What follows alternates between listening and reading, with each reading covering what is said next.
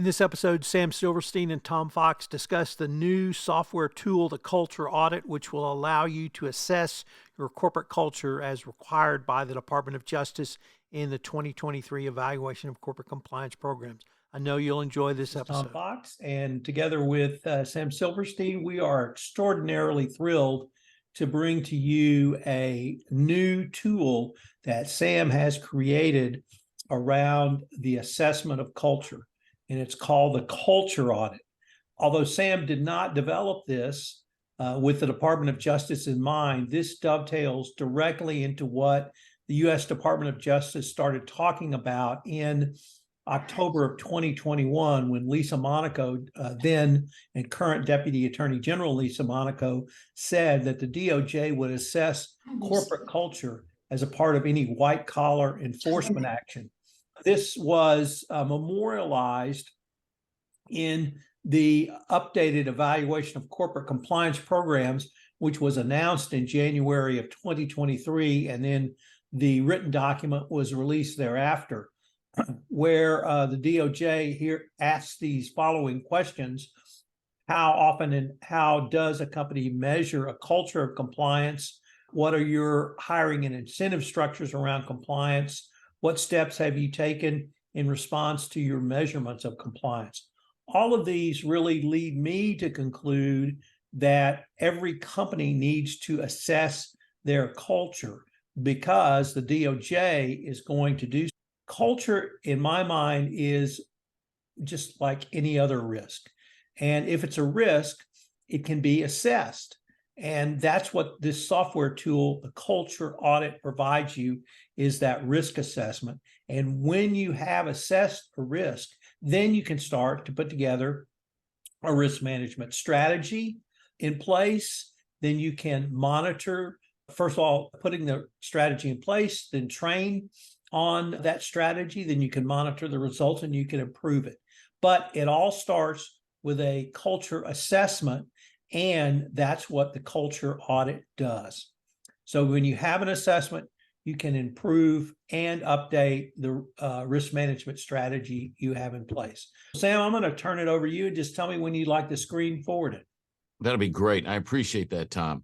It's really exciting what the DOJ has done, because in essence, they've reinforced what great leadership and great organizations should be doing anyway. And this helps take that to the next level. The Culture Audit is something that we created starting 15 years ago. We're actually in version 5 of this unique product, and it's really exciting in what it generates. We brought together some international experts and designed and created the original Culture Audit, and it's grown over the years. You'll see right here, this is where somebody would log in that's taking the audit, an employee for a company. And the key thing that I wanted to point out here is right in the middle, where it says, please select language you would like to take the survey. It's set to English. There are actually 20 languages, which makes this the best possible tool, not just for international, for organizations at offices around the world, but also in South Dakota, where there might be a production facility and there could actually be 3 or 4 languages spoken on the production floor. And this gives everyone in the organization the opportunity to communicate, to provide the vital feedback, and makes this a very powerful tool. All right, Tom, we'll move forward. The way this works is simply this. We provide a link, and that link is used throughout the organization. It's an anonymous survey. We don't collect any specific personal information. There's no PII picked up. We don't know who is responding, and we have no way to track back to them, which is what we want to create, which is an environment where people are free to share what they really think about the organization, what they really feel about what's happening inside in their workplace culture. There's a series of questions they go through and they answer, and it's going to take an individual 10 to 15 minutes tops to do this, and all that data is then collected. What happens after that, and we'll go to the next slide, is a report is created. And this just gives you an idea of what's in the report. The executive team receives a dashboard which looks at the Culture Audit Index, how their culture is actually doing, as well as, and we'll look at the next slide, you'll see individual indices. So here we're looking at organization beliefs and values and seeing what the results are there. What happens is ultimately a 120-page report is generated. And in that report, leadership sees exactly what's going on in 16 areas of the organization. On the next slide, you'll see we look at ethics, we look at organizational beliefs and values, we look at where the focus is. Are people focused on the areas they can control versus the ones they cannot? Clarity of mission, value of people. Do people actually feel valued in the organization? We look at whether or not they're making quality decisions. We look at employee engagement. We actually measure accountability inside the workplace culture. We look at speed of implementation, trust, the quality of communication, innovation and change, emotional safety, strength of leadership, stress in the work environment, and we look at diversity, equity, and inclusion. The stress and diversity, equity, inclusion are the two latest areas that we've actually added to the audit. And what it allows us to do is put you in a position as an HR professional or as a legal professional who is providing this service for a corporate client in a position to know exactly what's going on in your workplace culture, so that you can create a culture where ethics is high, where people are making the right decisions, where people are engaged, which means you're going to be able to attract and retain the best people.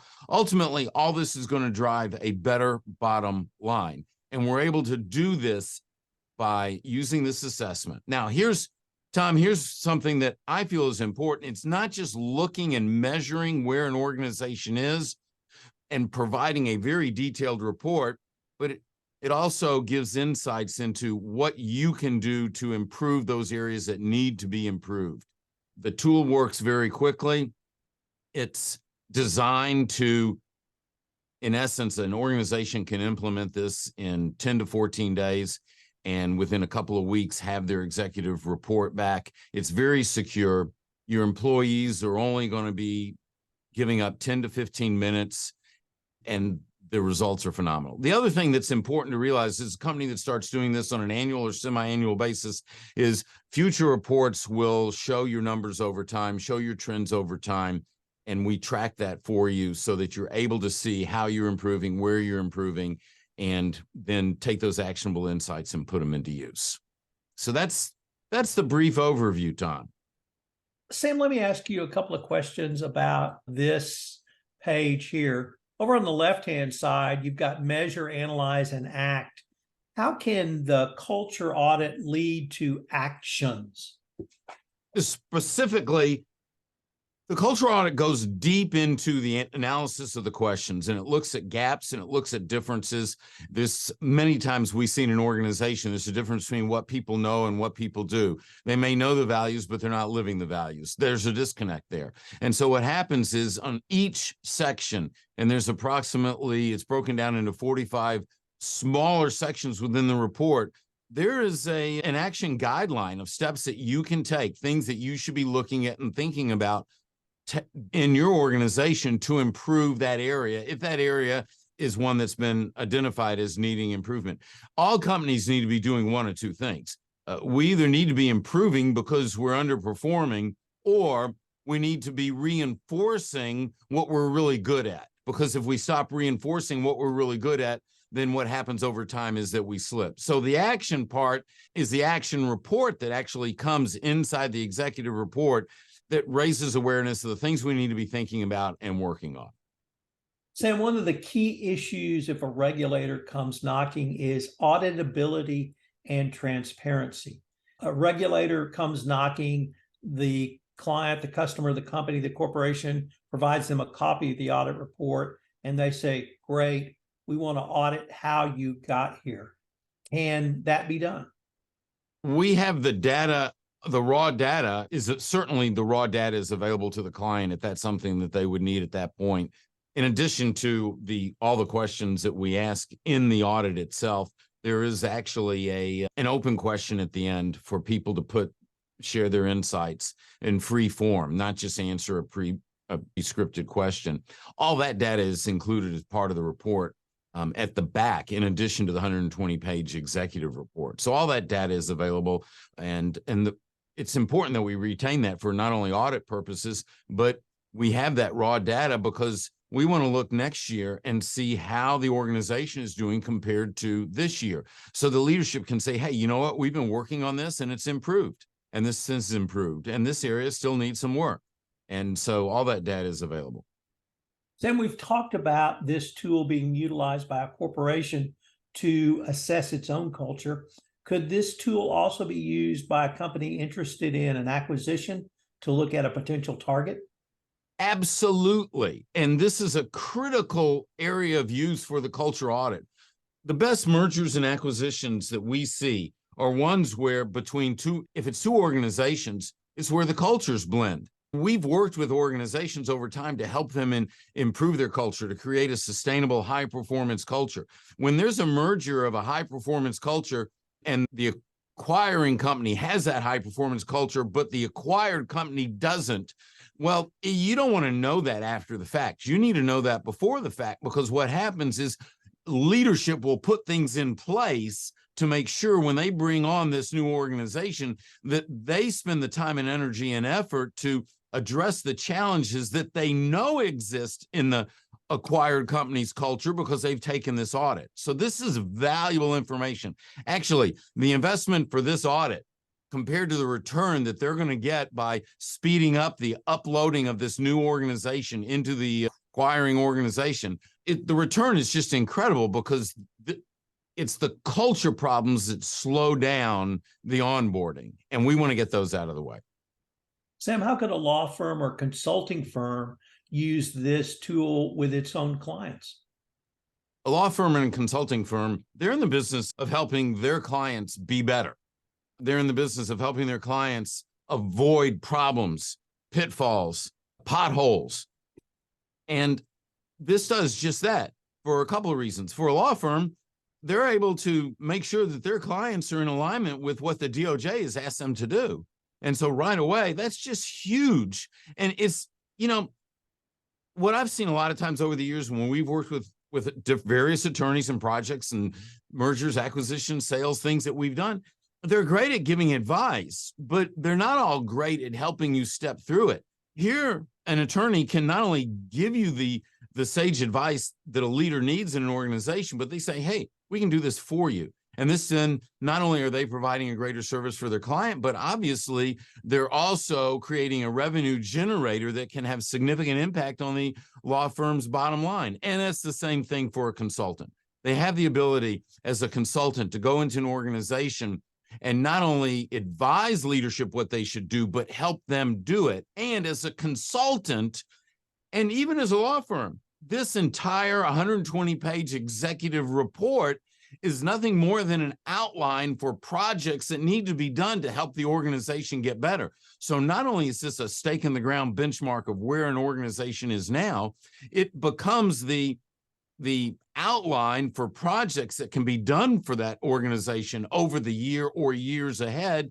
And it becomes a measuring device to show the improvement that you've helped lead this organization to. Sam, we have a little bit of time. Would it be possible to actually pull up a report on your screen and show that to you if I give you screen share back? Yeah, absolutely. And that would be great. I am happy to do that. So here's a sample report. This is actually a real report for a fictitious company, meaning we took the data, but we changed the names and places to protect the innocent. So this is what a report would look like. And is the culture report, the fictitious company is Max Products, and Sally Gomez is from Get Great Leadership LLC, is providing this report for her client, Max Products, using our service. The report comes with a cover letter and explains how the report works, the numbers that we look at, what the numbers mean, so that leadership has an understanding of what's going on in this report before it even starts. We talk about how we actually look at the data, how we interpret the data, and give that sort of understanding, because that's important for leadership. Then we go to the dashboard. On the dashboard, we start off with Culture Audit Index. And this is a quick visualization. Now, imagine being able to see this not only this year, but what about if you're working on making improvements and you see it again in 6 months or in a year or 2 years, or you're able to track this data over 5 years, and you can show consistent energy and effort in improving the index of where your workplace culture is, all visually. Then we break it down. We look at accountability. And this is really important to us because accountability drives so much within an organization. And then we get into the dashboard. And here you see the different and various scores for organizational beliefs and values, where the focus is, clarity of mission, the value of people, making quality decisions. All the areas that I mentioned before in the dashboard just have this quick look-see score that you can see, and you know what it is based on how we've explained it. And it goes on to cover all the areas. And this one was actually generated before we added in our 2 new areas, which is stress in the workplace, and diversity and equity and inclusion. Oh, stress is on there. How about that? So it was in between. Then we go into a more detailed report. So this looks at organizational beliefs and values. It provides the score. It goes into a deeper report. It shows the various scores to the different questions, and then it goes into an analysis of question pairs. And so it looks at the difference. It looks at where these 2 scores are. You see here, gap between knowing and living the organizational values. In this organization, 80% know the values, 75% live the values. So there's a gap there. We want to know, is that 80% enough? Do we need to make that better? And then what about the gap? All that's covered in this analysis. So you can get, Tom, you can get as deep into the nitty-gritty as you want, but it's not necessary. And then after that, we get to an action plan. And so in the action plan, it's going to help direct where you should be focused and what you should be thinking about to make this better. And each company is different. So how this action plan is implemented within a company obviously is going to be determined based on a lot of variables, the size of the organization, geographical footprint, et cetera. And this goes on. This is key takeaway 2. This is still all under the values, and this is key takeaway 3. And each one has its own action plan. And then we move on to the next area, which is focus. So you see, we go very deep into the analysis so that the right people get the right information. It could be that senior leadership just wants to look at the numbers, and then HR is going to take over and work on taking the action plan and creating an implementation plan around that. It could be that the attorney's office or the consultant will come up with an implementation plan that they recommend. And there's a lot of variables there. Sam, we've had a couple of questions comes in, and I want to preface the first one with the reason I'm so excited about the culture audit is that it exactly answers a problem that compliance officers have that the DOJ has posed, which is, what is your culture? What are you doing to manage it? And what are you doing to improve it? So I see this as a direct answer to a legal requirement from the Department of Justice. You're not a lawyer. You look at things very differently. Why are you so excited about the culture audit and how it can be used by a corporation? I've been working with organizations around the world for 30 years with one single goal. How can we be better? How do we create a better organization? It starts with better leadership, and then that better leadership looks at the workplace culture, and it's the people that make the organization better. It's the people that decide if we're going to act from an ethical standpoint. It's the people that create an emotionally and physically safe environment. And so this tool over the years has just grown to become the most complete tool I've seen, that not only looks at basic stuff like engagement, but we measure accountability, and we look at where people focus and whether they're making great decisions. And this is just going to help an organization be better. It's going to show up on the bottom line. It's going to help leaders be better leaders. And so it's so thorough and so complete that when a leader is committed to taking the data from the culture audit and doing something with it, they're going to create a better organization. Their people are going to be happier. They're going to reduce employee turnover. They're going to make more money at the end of the day. Then we've had another question come in that I can't think is more appropriate than anyone for you to answer, which is, could you talk more in depth about the accountability measure, what it measures, and how it can be used after you've measured it?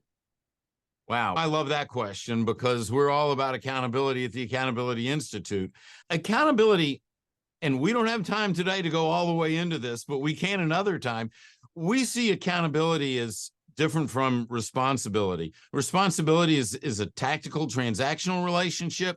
Accountability is relational versus tactical. And so we measure accountability based on whether leadership has taken the responsibility to be accountable to and for their people. And when that's created within the organization, they create a workplace culture that inspires their people to choose to be accountable. So we measure accountability based on specific questions that measures the relational commitments that are made and taken on within an organization. Not the commitment to get their sales report in, not the commitment to show up on time. Those are transactional. But relational commitments, like a commitment to live the values, a commitment to stand by you when all hell breaks loose, a commitment to the truth, a commitment to sound financial principles. There's 10 specific relational commitments that we measure within an organization, and we have the ability with those measurements to absolutely know whether or not their people are inspired and will then choose to be accountable. And when they do, then what happens is you create an environment that inspires people that feel like they'd rather die than let you down. And when people have that kind of motivation, they're going to get it done. And so productivity goes way up, engagement goes way up, and profitability goes way up. Sam, could this tool be utilized inside of a corporation more than once a year? We've talked about an annual review, but could a company utilize this maybe twice a year to see if there's improvement or change, or heaven forbid, something goes the wrong direction? And things can go the wrong direction, and you want to know sooner rather than later. You could use this twice a year. My only caveat, I don't know that I'd want to get more than that. I don't want to over-assess my people. That's how I would see it. So we want to keep that in control. It depends on what other assessments are being utilized within the organization. You can't send an assessment out every month to your team because then it just becomes too much. But you could use this twice a year, and then you'd have a 6-month gauge. You will be able to see changes in the culture if you are taking the action plan and creating an implementation plan that's being stepped out. And that will give you instant feedback, which is what you want. Sam, in looking at I think it was 16 different areas of focus on the culture audit, I have to say, for me, the most important or most significant is trust. And I really wanted to ask you, in your mind, is there one that's more significant than other, or is it really the combination of all that you cannot even look simply at trust in a vacuum? If I'm going to look at one in a vacuum, Tom, it's going to be accountability. And trust is critical. But if you've created a workplace environment that inspires accountability, then trust is going to be high because leadership has taken on certain relational commitments. They recognize that they're accountable to their people and for their people, and they're inspiring their people to choose to be their best. Trust is very important. Don't get me wrong. But if I'm going to look at one, I'm going to go to accountability. Now, here's what we've noticed. There is a connection between all these areas. It's very rare to see someone off the charts great in one area and terrible in another. So they are interconnected. And what happens is when you create an environment where people are valued, then what happens is going to be that trust naturally flows from that, as well as a desire to do well in all these areas that are showing up in the assessment. Sam, you started off by saying we want to respect everyone's time, and I want to end by reiterating that. I put up a slide which shows, if you'd like more information from either Sam or I, you can go to this link. We are going to provide the slide deck to all of the people who attended and indeed those who registered and couldn't make it. Our next slide shows our individual contacts, but you will have all of those. If you have any questions, Sam and I would love to hear from you. We're happy to discuss this. Hopefully you've gotten a feeling for the passion that Sam and I have for this tool. Myself, obviously, from the legal and compliance perspective. Sam he's a longtime business owner and businessman, so he sees this through the business perspective, and we both think this is a tool that every company, corporation, multinational, or family-owned business should utilize, as well as a wide variety of others. Sam, any final words? Yeah, absolutely. And I put in the chat window a short link that is the same link in essence of what you shared. Everyone on this call or anyone that's watching as a replay, click on that link or use the link that Tom provided on the slide and set up a free consult. Let's talk about exactly how the culture audit can work for your organization and what it can do for you, because I know it's going to be transformative. And the sooner you get started, the sooner you can know exactly where the culture is in the organization and what needs to be focused on and worked on. I wanted to thank you, Sam, and I want to thank all of our attendees. We hope that you've enjoyed our presentation. We hope that you'll contact us to talk further about the culture audit and how you can use it for your organization. Thanks so much for attending. Thank you. This is Tom Fox again. I hope you've enjoyed this episode of the FCPA Compliance Report. If you'd like more information on the culture audit, please give me a shout at tfox@tfoxlaw.com. The FCPA Compliance Report is a production of the Compliance Podcast Network.